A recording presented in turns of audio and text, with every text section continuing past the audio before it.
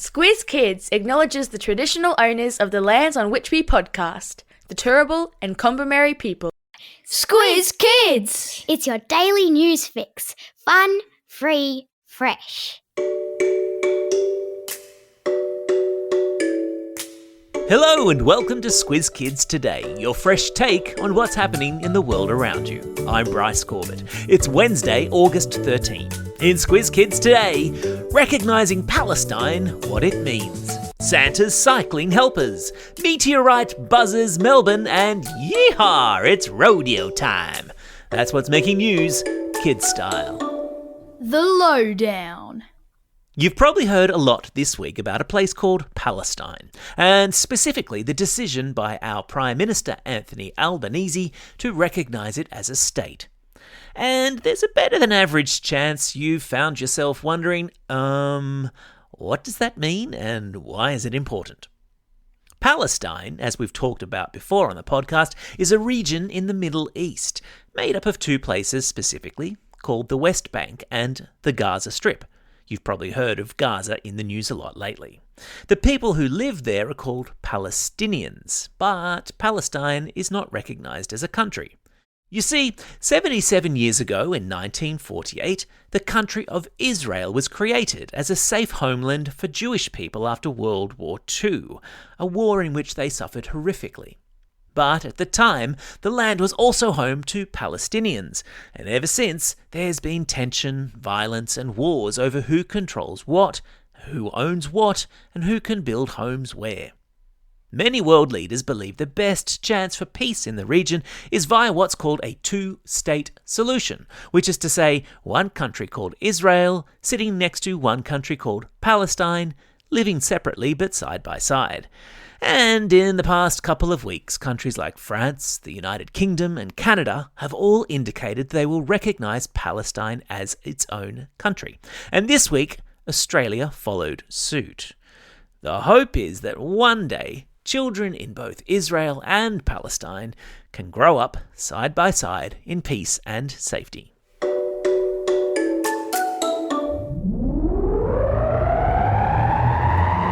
Spin the globe. Each day we give the world globe a spin and find a news story from wherever it stops. And today we've landed in Germany, in a little town called St. Nikolaus, where Santa's helpers are swapping sleighs for bicycles. Right now, 3 postal workers are on a very special mission. They're riding their bikes nearly 3,000 kilometres through Germany, Denmark and Sweden, all the way to Santa's official home in Finland. Why? Well, in some European countries, including Germany, it's St. Nicholas who delivers presents on December 6, and not December 25. But in the little German town of St. Nikolaus, the post office doesn't just get letters to St. Nick, it also gets thousands and thousands of letters addressed to Santa Claus. And to make sure Santa gets his mail, these postal elves are making the delivery in person. It's a magical mix of Christmas spirit, kindness, and serious pedal power. And it reminds me, with just 134 days until Christmas, I should maybe get my wish list in soon too.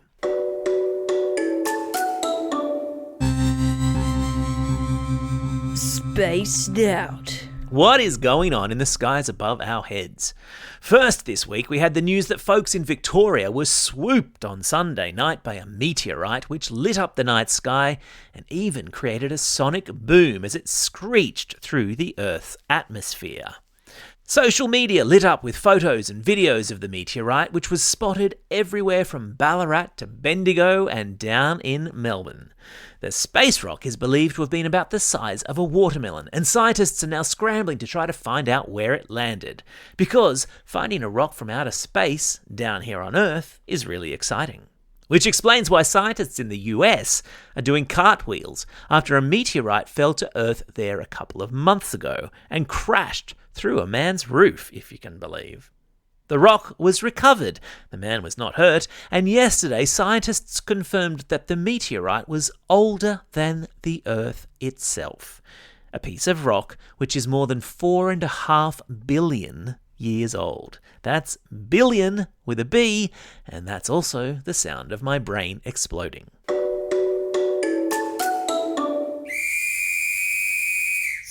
What time? Can I get a yee-haa and a ride-em cowboy?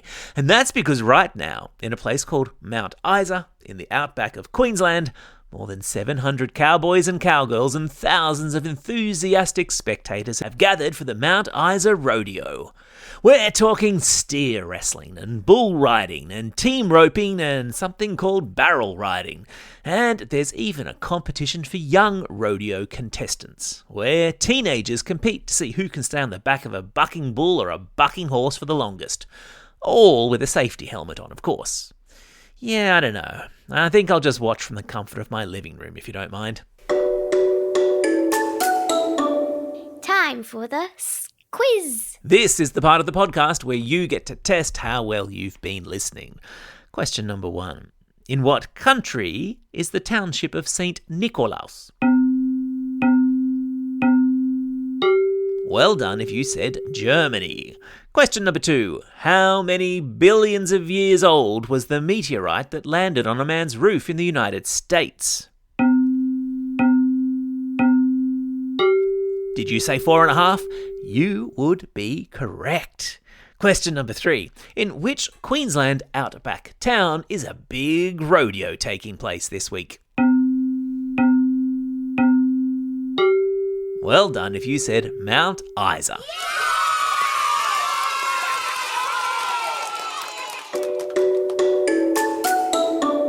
Shout-outs.